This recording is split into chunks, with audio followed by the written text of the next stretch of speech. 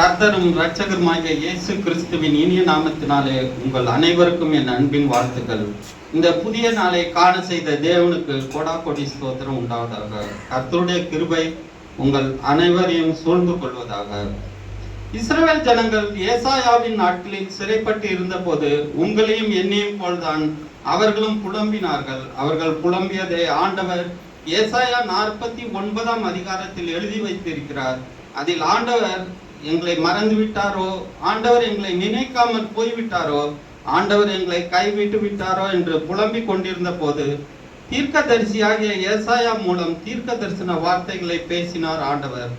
இஸ்ரவேல் ஜனங்களை பார்த்து ஏசாயா 49 அதிகாரம் 15 வசனத்தில் சொல்றார், ஸ்திரியானவள் தன் கற்பத்தின் பிள்ளைக்கு இறங்காமல் தன் பாலகனை மறப்பாளோ? அவர்கள் மறந்தாலும் நான் உன்னை மறப்பதில்லை என்று. அதற்கு பிறகு இதோ என் உள்ளம் கைகளில் உன்னை வரைந்திருக்கிறேன் என்று சொல்கிறார். ஒரு தாய் இயற்கையாக தன்னுடைய பிள்ளையை மறப்பதற்கு வாய்ப்பே இல்லை.